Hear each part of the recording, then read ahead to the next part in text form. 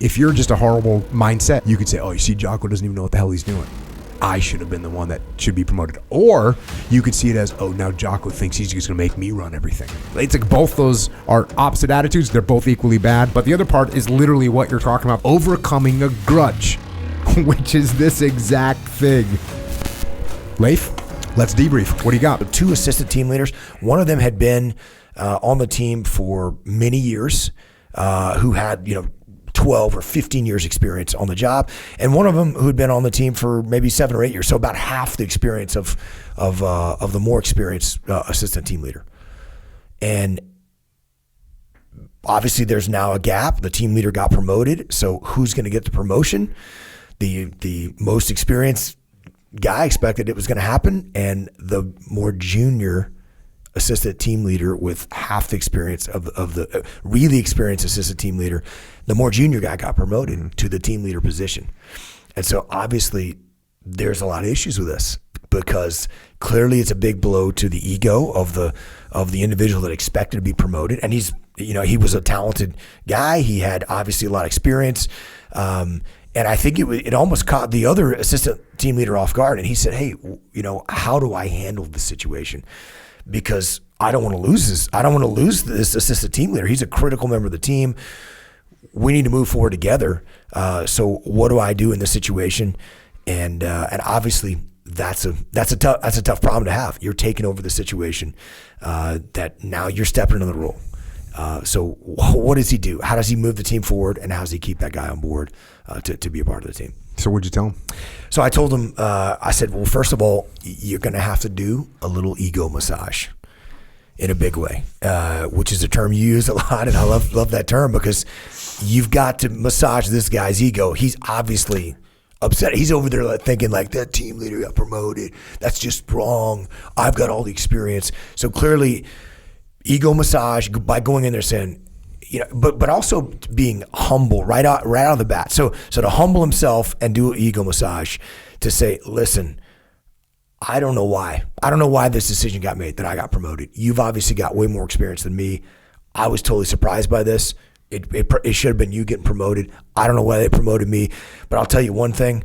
There's no way that I can possibly be successful without your experience, and I'm going to need to lean on you heavily in order to guide this team. So do it, by a little self-deprecating, checking your ego, and then going forward to actually do a little ego massage there and just address that issue. And that was the guidance we gave him. Yep. I wrote about this in Leadership Strategy and Tactics. And again, Leadership Strategy and Tactics is like all the questions that I get asked all the time. I finally got sick of answering them all the time, so I just wrote them all down. Well, there's a section literally called Transitioning from Follower or Peer to Leader. And it covers this exact thing. And I actually go through 2 scenarios that I went through in a couple of SEAL platoons where a peer got promoted, not me, but a peer got promoted in 2 back-to-back SEAL platoons. One of them, the peers did it well, elevated, stepped up. The other one didn't do it well. So that's one part. But the other part is literally what you're talking about. There's another section in here called Overcoming a Grudge, which is this exact thing. And, it's there are times in your career where you'll be promoted into a leadership position and placed above your former peers, right? This can be challenging, but when handled correctly, the challenge can be mitigated. Some ways to mitigate a bad attitude. Don't try and force your rank down their throats. It's everything you just said. Tell them you appreciate their experience. Let them come up with plans and ideas. Ask them for their input. If they come up with a good plan, run with it. And by the way, all these match the 12 things that I say to do in page 158 of this book, or 157, 158, which is like how to take over as a new leader. So these are all things to appreciate and do. And it, as you mentioned immediately, it comes down to subordinating my ego, elevating your ego. Let's make this happen.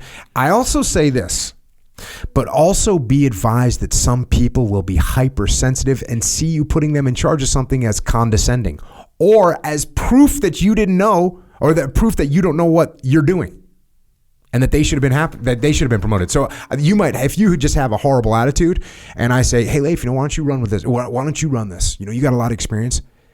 If you're just a horrible mindset, you could say, oh, you see, Jocko doesn't even know what the hell he's doing. I should have been the one that should be promoted. Or you could see it as, oh, now Jocko thinks he's just going to make me run everything. It's like both those are opposite attitudes. They're both equally bad. When their pouting and bad attitude become apparent, recognize that the likely reason they were not promoted is because they likely lack the humility and maturity to be a leader. That's why they didn't get promoted in the first place. It's because they act like this. If that's the case, continue to be cordial, treat them with respect, try and build a relationship with them, but don't expect any rapid improvement. This will be a long process. You're going to have to be patient and make sure you don't let them distract you from the mission or from the rest of the team. It's definitely a challenging situation. Hey, I did it. I mean, I became an officer. I was in the SEAL teams for 8 years as an enlisted guy and then became an officer. And all of a sudden, a bunch of guys that were my same rank, all of a sudden I was above them. And I guess part of the reason why I say it like that is because I didn't really think it was that big of a deal. I knew I had a different job now. My job was a little bit different, but everyone's job on the team is important. So I think what's interesting about the question is that people don't know what to do. And you obviously laid out, exactly what you need to do in leadership strategy and tactics, but it's something that people really struggle with. And I think, no one likes to have the hard conversations. And so what's interesting to me and where I've seen this fail drastically, with leaders we've worked with is they don't even address it.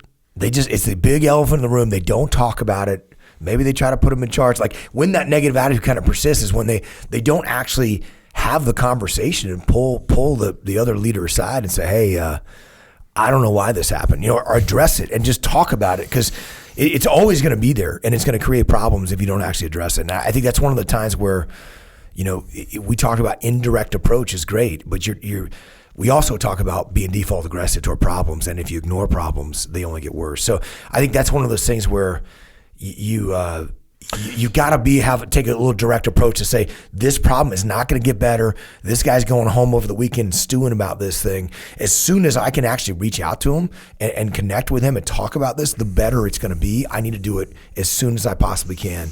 And one conversation is certainly probably not going to solve the problem. Yeah, either. And the dichotomy there is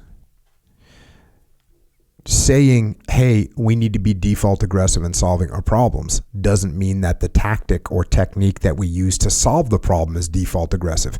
Just because I say, you know what, I can see Leif's pissed off that I got promoted and he didn't, I need to confront him about it. No, that's not, I don't need to confront him about it. I need to have a conversation about it.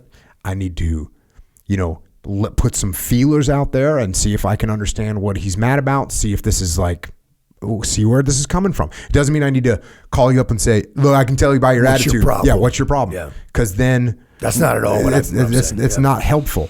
But to say, what you said earlier is an approach. Hey, look, I'm not 100% sure why this decision got made, but it got made. And listen, I know that you have a ton of experience, more experience than me, and I absolutely would love to get your help and support as we do this. And for me, this doesn't mean anything other than I got a different job now and I'm going to do the best I can. Something along those lines. It's not an aggressive attack. So it's an aggressive meaning I'm going to go solve the problem, but it's not aggressive meaning I'm just going to be default aggressive and attack you, because that is not your first option. Can it be an option later? Yeah, I mean, this actually... Yeah, I guess a better way to say that is I'm telling you to be default aggressive in de-escalating the situation. There you go. That's what I mean. Not in confronting and be like, what's your problem? Yeah. I'm gonna, oh, you're storming out of the room? Okay, well, let me, as soon as I can go intercede and say, hey, Jocko, look, man, I don't know why this happened. Like, I'm being default aggressive in de-escalation. Yep, that's good. And that's solid. And it's great advice that's what we mean by default aggressive. Taking action that's going to solve the problem, not taking action that's going to escalate the problem. But they asked me for feedback. When people ask you for feedback, they're lying. You know what they're doing? When somebody asks you for feedback, you know what they're doing? They're fishing for a compliment.